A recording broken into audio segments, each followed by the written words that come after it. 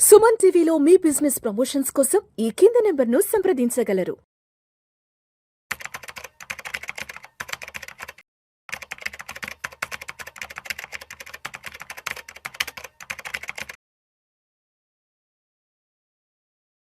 ప్రేక్షకులకి మీ రామచంద్రమూర్తి నమస్కారాలు. ఇవాళ ఈ వీడియోలో మనం గోల్డ్, సిల్వర్ ప్రైసెస్ వార్ జరుగుతున్నప్పుడు ఎందుకు పెరగట్లేదు అనేది తెలుసుకుందాం. ఇప్పుడు చూస్తే దుబాయ్‌లో గోల్డ్ షాపులన్నీ కూడా కొనేవాళ్ళు లేక వెలవెలపోతున్నాయి. యాక్చువల్‌గా దుబాయ్‌లో జరుగుతున్న మిడిల్ ఈస్ట్ వార్ ఈ దుబాయ్‌కి కూడా ఎఫెక్ట్ అయింది. టూరిజం గానీ, అలాగే గోల్డ్ గానీ ఈ దుబాయ్‌లో ఏమవుతుందంటే కొనేవాళ్ళు లేక వెలవెలపోతున్నాయి. అమ్మకాలు లేవు. కుప్పలు కుప్పలుగా బంగారం పడుంది. అది ఎందుకు ఇంత సడన్‌గా అంటే అక్కడ జరుగుతున్న యుద్ధానికి అక్కడ ఇరాన్, ఇజ్రాయెల్, యూఎస్ వార్ మధ్యలో దుబాయ్ లాంటి నగరాలు నలిగిపోతున్నాయి. అలాంటి కంట్రీస్ నలిగిపోతున్నాయి. సో, ఎందుకంటే ఎక్కడ ఆల్రెడీ దుబాయ్‌లో గానీ, ఎమిరేట్స్‌లో గానీ, యూఏఈలో గానీ ఈ బాంబులు పడుతున్నాయి. యూఎస్ ఎంబసీస్ ఎక్కడున్నాయో వాటి మీద ఇరాన్ అటాక్ చేస్తుంది. కాబట్టి వాటన్నిటి మీద ఎఫెక్ట్ అవుతుంది. సో, దీనివల్ల ఏమవుతుందంటే ఇది రేట్లు లేక ఈ దుకాణాల్లో ఈ యొక్క బంగారం మొత్తం గూడా ఎవరు కొనేవాళ్ళు లేక అలా ఉండిపోతుంది. అయితే జనరల్‌గా ఇప్పుడు మనందరికి ఒక డౌట్ రావచ్చు. ఏంటంటే ఎప్పుడు వారొచ్చినా పెరిగే గోల్డ్, సిల్వరు ఇప్పుడెందుకు పెరగట్లేదు? అంత ఎక్స్‌పెక్టెడ్‌గా ఎందుకు పెరగట్లేదు? ఏమైంది? లాస్ట్ టైము యె యె యుక్రెయిను, రష్యా వారొచ్చినప్పుడు విపరీతంగా పెరిగిన గోల్డ్, సిల్వర్లు ఇప్పుడెందుకు పెరగట్లేదు?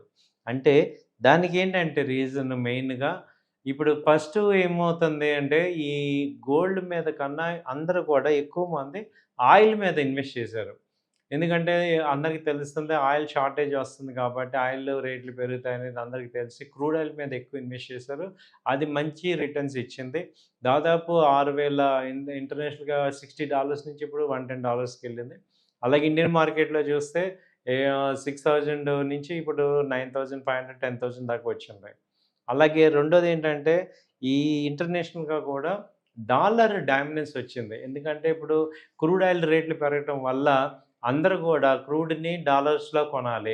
రేట్ పెరిగింది కాబట్టి ఎక్కువ డాలర్స్ ఇవ్వాలి. కాబట్టి డాలర్ ఎక్కువ స్ట్రాంగ్ అవుతుంది. కాబట్టి అమెరికన్ డాలర్‌కి ఎక్కువ డిమాండ్ అయితే వస్తుంది. అందుకని ఎక్కువ డాలర్ మీదకి మనీ ఫ్లో అయింది గానీ, ఈ గోల్డ్ మీదకి రాలేదు.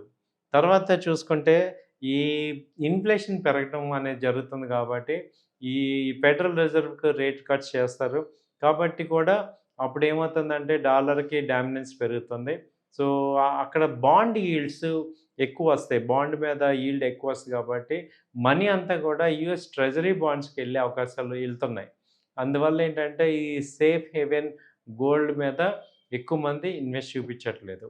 తర్వాత లాస్ట్ ఏంటంటే ఇంకో పాయింట్ 2025లో గోల్డ్ ర్యాలీ విపరీతంగా వచ్చింది. గోల్డ్, సిల్వర్ గోల్డ్ అయితే 80,000 నుంచి ఇప్పుడు 1,60,000, 1,80,000 దాకా ఎళ్ళింది కాబట్టి, అందరి దగ్గర గోల్డ్ అయితే స్టోరేజ్ అయిపోయింది కాబట్టి, ఫ్రెష్‌గా కొనేవాళ్ళు లేరు. అందుకే గోల్డ్ స్టడీ రేట్లు పెరగట్లేదనేది ఇంకొక అనాలిసిస్ అవుతుంది.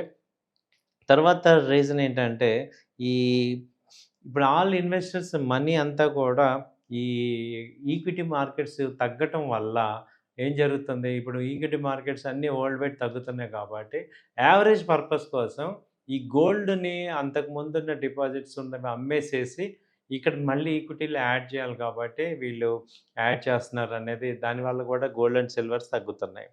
తర్వాత ఇంకొక రీజన్ చూసుకుంటే, ఇప్పుడు ఈ వార్ వల్ల ఏంటంటే గోల్డ్ ఒకటే కాకుండా మల్టీ అసెట్స్ ఇప్పుడు వచ్చేసాయి. డైవర్సిఫైడ్ అసెట్స్ వచ్చాయి కాబట్టి gold, silver as well as copper, అలాగే క్రూడు, అలాగే ఈ యూఎస్ డాలరు.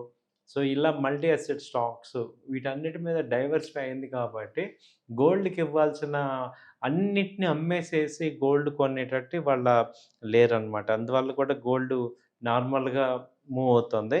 తర్వాత ఇంకా ఏంటంటే ఇప్పుడు ఈ కాన్‌ఫ్లిక్ట్ గనక జియోపొలిటికల్ అవుతుందా? జియోగ్రాఫికల్ అవుతుందా? ఆ రీజియన్ వరకే అవుతుందా? లేకపోతే ఇంకా ఎక్స్‌టెన్షన్ అవుతుందా అనేది తెలియట్లేదు. ఎప్పుడైతే జియోగ్రాఫికల్‌గా పెరుగుతూ ఉందో, అప్పుడు ఏమవుతుందంటే, ఈ యొక్క ఫండ్ మేనేజర్స్ అందరూ గూడా యూఎస్ ట్రెజరీస్, యూఎస్ స్టాక్స్ కొనే అవకాశాలు ఎక్కువుంటున్నాయి. అంటే యూఎస్ డాలర్స్‌ని ఎక్కువ కొంటారు. కాబట్టి ఏమవుతుందంటే, యూఎస్ డాలర్ రేటు స్ట్రెంగ్తెన్ అవుతుంది రిజర్వ్ కరెన్సీ. అందువల్ల గోల్డ్‌కి తగ్గుతుంది. లాస్ట్ టైం మనం ఏం చెప్పుకున్నామంటే, అన్ని కంట్రీస్ గోల్డే కొంటున్నాయి. డాలర్‌ని వాడట్లేదు అని. కానీ ఇప్పుడు ఏం చేస్తున్నారు దానికి రివర్స్ జరుగుతుంది.